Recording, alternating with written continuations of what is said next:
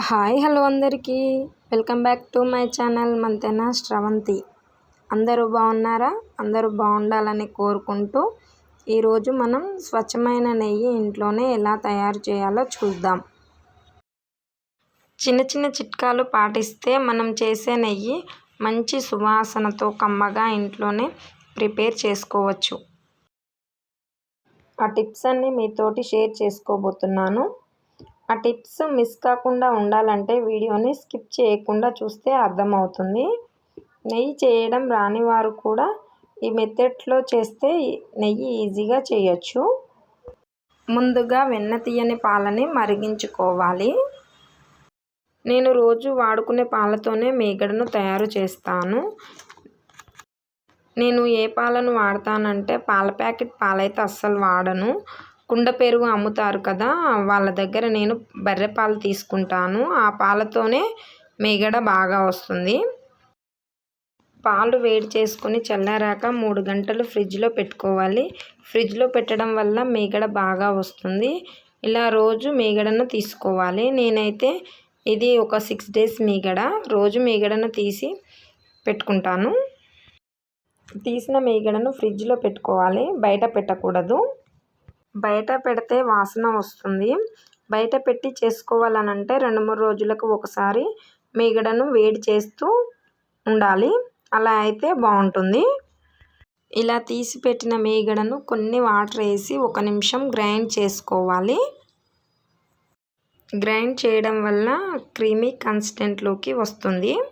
తర్వాత దానిలో cool water లేకపోతే ఐస్ క్యూబ్స్ని వేసుకొని గ్రైండ్ చేసుకోవడం వల్ల దానిలో ఉన్న వెన్న పార్ట్ మొత్తం పైకి వస్తుంది. మీరు ఇలా ట్రై చేసిన వెన్న పైకి రాలేదు అంటే ఇంకా కొన్ని ఐస్ క్యూబ్స్ని లేదా ఐస్ వాటర్ని వేసుకొని 2-3 నిమిషాలు లో స్పీడ్లో గ్రైండ్ చేయాలి. అప్పుడు ఖచ్చితంగా మీగడ వస్తుంది. ఇలా ట్రై చేసి చూడండి. ఇలా వచ్చిన మీగడను మనం కూల్ వాటర్లో వేసుకొని ఇలా కడిగి తీసుకోవాలి. ఇలా కడిగి తీసుకోవడం వలన నెయ్యి మంచి సువాసనతో మంచిగా వస్తుంది. నేనైతే 2 సార్లు కడిగి తీసుకుంటున్నాను. కడిగిన తర్వాత వెన్న ముద్దని ఒక ప్లేట్లో పెట్టుకోవాలి. 1 గిన్నె మీగడకి ఇంత పెద్ద వెన్న ముద్ద వచ్చింది. మిక్సీ గిన్నెలో మనం మీగడ తీయగా వచ్చిన బటర్ మిల్క్ని మనం ఉప్పు వేసుకొని అయినా అలా తాగేయచ్చు. లేదంటే మనం మజ్జిగ చారు చేసుకొని అందులో అయినా వాడుకోవచ్చు. ఈ మీగడను బటర్ పేపర్లో పెట్టి ఫ్రిడ్జ్లో పెడితే బటర్లా అయినా యూజ్ చేసుకోవచ్చు. ఇలా తీసిన వెన్న ముద్దని నెయ్యిలా ప్రిపేర్ చేసుకుందాం. స్టవ్ ఆన్ చేసి ప్యాన్లోకి వెన్న ముద్దని వేసుకోవాలి. ఆ వెన్న మొత్తం కరిగించుకోవాలి. స్టవ్ సిమ్లో పెట్టుకొని వెన్న ముద్దను కరిగించుకోవాలి. స్టవ్ సిమ్లో పెట్టి మరిగించడం వలన మాడిపోకుండా మంచిగా నెయ్యి వస్తుంది. వెన్న ముద్ద మొత్తం ఇలా కరిగిపోతుంది. వెన్న కరిగిపోయిన తర్వాత దానిలో ఉన్న వాటర్ పార్ట్ మొత్తం పైకి వస్తుంది. ఇలా కలుపుతూనే ఉండాలి, లేకపోతే అడుగంటిపోతుంది. 5 నిమిషాల తర్వాత దానిలో కొంచెం చిటికెడు పసుపు వేసుకోవాలి. పసుపు వేయడం వలన మంచి కలర్ వస్తుంది. మీరు కావాలంటే పసుపు వేయకుండా కూడా చేసుకోవచ్చు.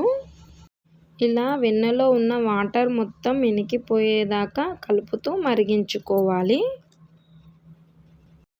మరిగించేటప్పుడు మంటను మీడియం ఫ్లేమ్లో పెట్టి కలుపుతూనే నెయ్యి ప్రిపేర్ చేసుకోవాలి, లేకపోతే మాడిపోతుంది. ఇలా 5 నిమిషాలు కలుపుతూ ఉంటే నెయ్యి పర్ఫెక్ట్గా తయారవుతుంది. ఇలా అవుతుంది చూడండి ఒకసారి. ఇందులో ఉన్న కోవా లెక్క వస్తుంది. కోవా బ్రౌన్ షేడ్లోకి వస్తే నెయ్యి తయారైనట్లు. ఇప్పుడు కోవా మొత్తం బ్రౌన్ షేడ్లోకి వచ్చింది కదా, ఇప్పుడు నెయ్యి తయారైనట్లు.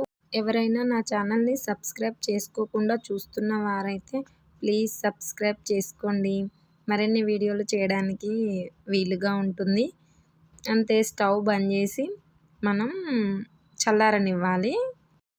ఈ వీడియో మీకు నచ్చినట్లయితే లైక్ చేయండి, షేర్ చేయండి, కామెంట్ చేయండి. తర్వాత మనం ఒక బౌల్లోకి పోసేసుకుందాం చల్లారిన తర్వాత. నెయ్యి చల్లారిపోయింది కదా, దాన్ని ఒక బౌల్లోకి తీసేసుకుందాం. దానికోసం ఒక బౌల్ తీసుకొని దానిపైన ఇట్లా స్టెయిన్లెస్ స్టీల్ది జాలి, ప్లాస్టిక్ తీసుకోవద్దు, ఇలా తీసుకొని మొత్తం వడగట్టుకోవాలి. దానిలో ఉన్న నలకలు మొత్తం రాకుండా మంచిగా ఇలా నెయ్యి అనేది వచ్చేస్తుంది. ఇంతే, ఇంట్లోనే ఇంత సింపుల్గా నెయ్యి తయారు చేసుకోవచ్చు.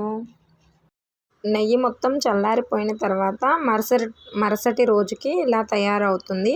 పూస పూస లాంటి నెయ్యి వస్తుంది ఇంట్లోనే. బాయ్ అందరికీ.